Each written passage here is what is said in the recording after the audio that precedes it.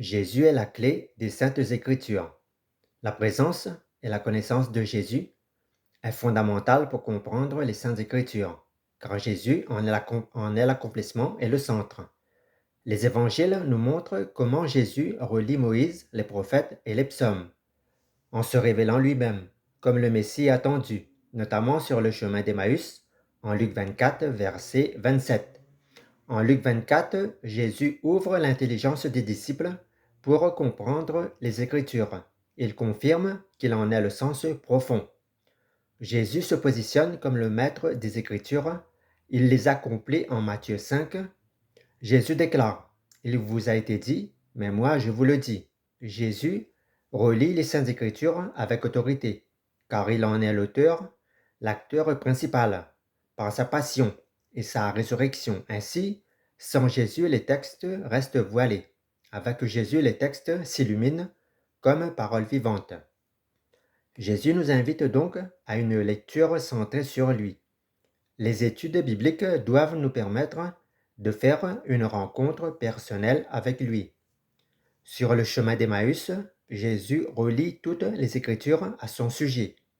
Cette affirmation est ancrée en Luc 24, versets 25 à 27, où Jésus nous révèle que sans lui, les textes restent obscurs, mais qu'avec lui, les textes s'illuminent comme un motif unifiant la révélation divine. Avec Jésus, les textes ne restent plus dans l'ombre de la loi.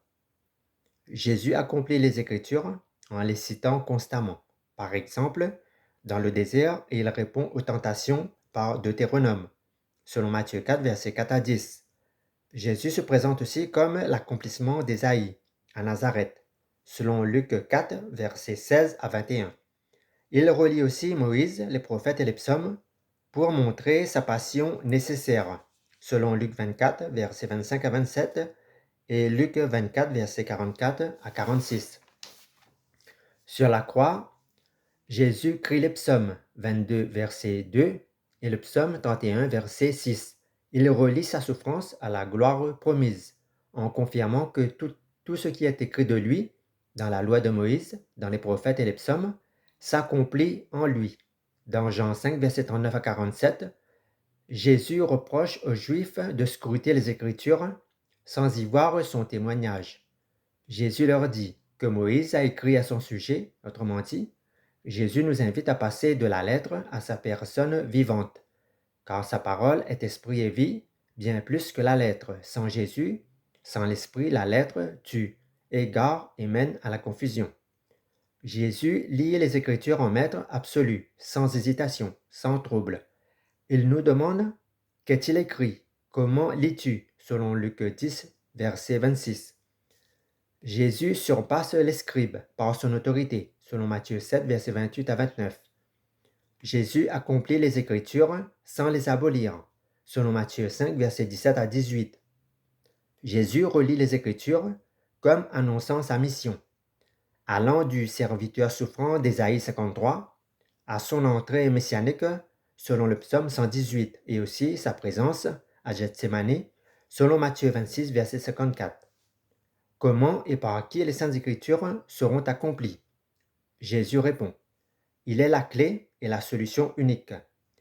Jésus distingue la parole de Dieu d'avec les traditions humaines, selon Marc 7, versets 1 à 13. Jésus utilise l'ensemble des textes pour résister au diable, qui manipule les psaumes, car le diable connaît mieux que beaucoup de prédicateurs les Saintes Écritures, d'où les dérives sectaires. Les apôtres prolongent la méthode de Jésus. Pierre, par exemple, applique le psaume 16, le psaume 110 et le psaume 132 à la résurrection lors de la Pentecôte, selon Acte 2, versets 22 à 36. Et Philippe explique Ésaïe 53 à l'eunuque, selon Acte 8, versets 26 à 35.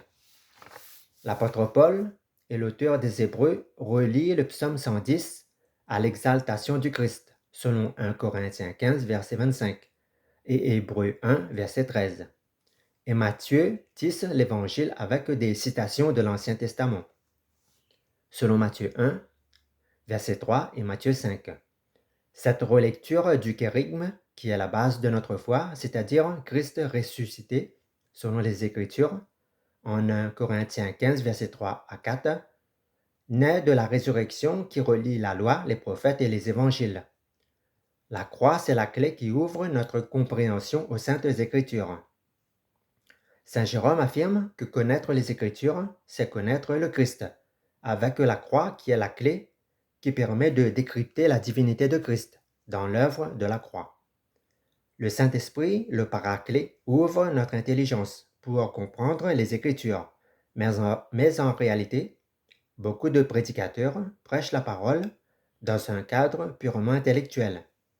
Ils prêchent brillamment la lettre, sans humilité, sans amour véritable pour la parole et pour les âmes. Sans le Saint-Esprit, la parole reste dans la tête, mais elle n'atteint pas le cœur, qui reste sec et vide. Sans le Saint-Esprit, la lettre est incapable de nous vivifier. Sans le Saint-Esprit, nous comprenons les Écritures comme les scribes. Jésus transforme les Saintes Écritures en une rencontre avec lui. Jésus est le Verbe incarné. Il rend les Écritures vivantes, brûlantes, selon Luc 24, verset 32. Il nous libère de l'esclavage du péché, selon Jean 8, verset 31 à 36. Jésus relie les Saintes Écritures à sa personne, car sans lui, nous périssons dans l'ignorance. Nous devons donc éviter d'isoler des versets de leur contexte pour prêcher.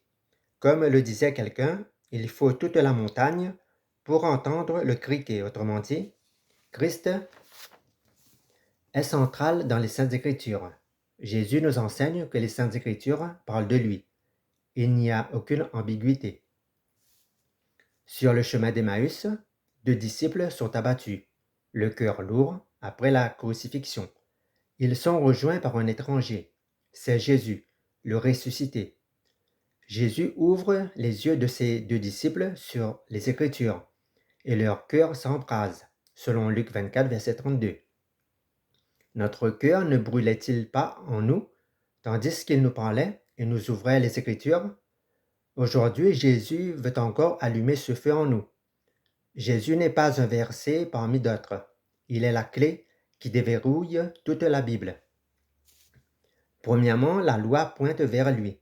Depuis la Genèse, Dieu prépare le salut. Moïse et les agneaux sacrificiels annoncent le vrai agneau de Dieu, selon Exode 12 et Jean 1, verset 29.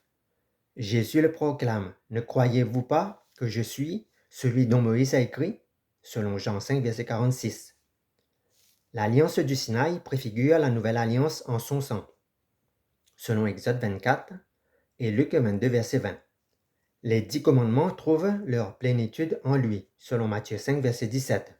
Jésus déclare: « J'ai accompli et non aboli. » La manne, le serpent d'airain, est une ombre de sa croix, selon Nombre 21 et Jean 3, verset 14. Sans Jésus, la loi reste un fardeau, mais avec lui, elle devient la vie éternelle.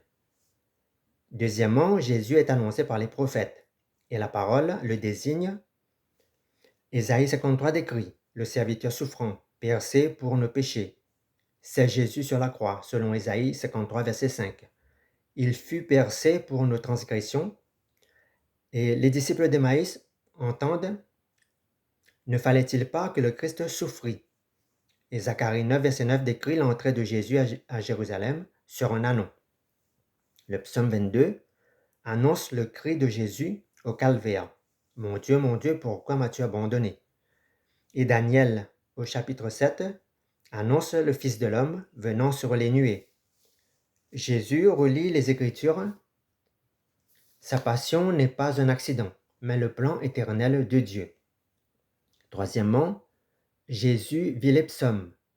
Il en est le héros. Jésus déclare: « Tout ce qui est écrit de moi dans les psaumes doit s'accomplir », selon Luc 24, verset 44. Son cri d'agonie en psaume 22, à la soif en le psaume 69. Jésus sur la croix récite les Écritures en mourant.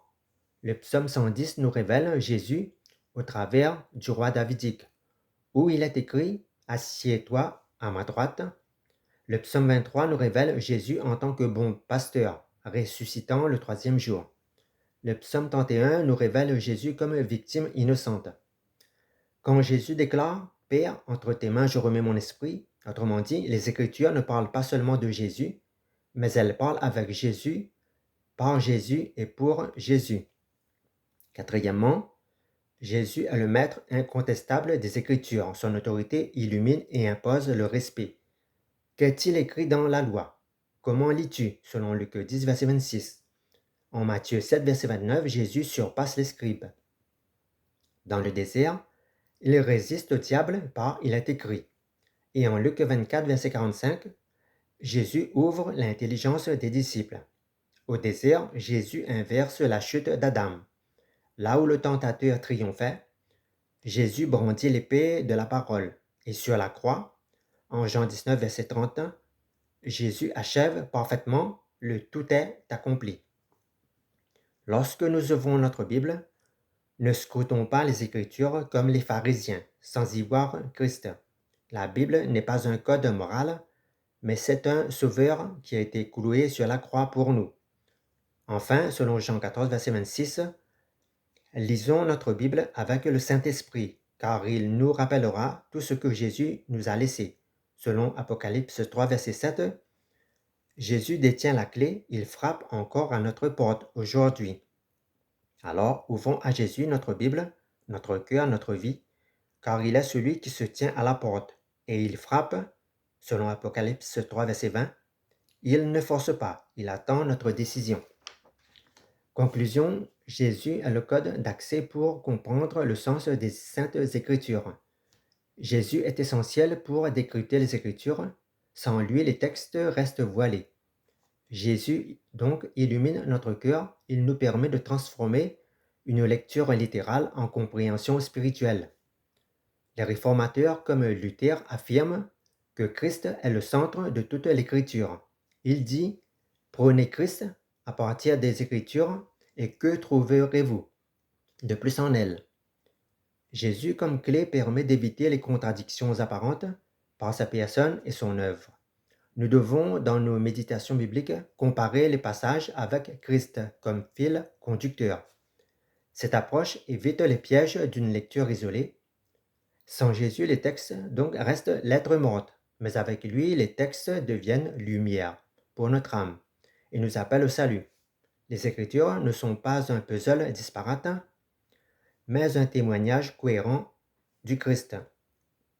Jésus est la règle d'or de l'exégèse, le fil conducteur qui évite l'allégorie vaine ou du littéralisme sec. Grâce à lui, les Écritures deviennent pain de vie, où les mots sont transformés en feu dévorant pour notre âme.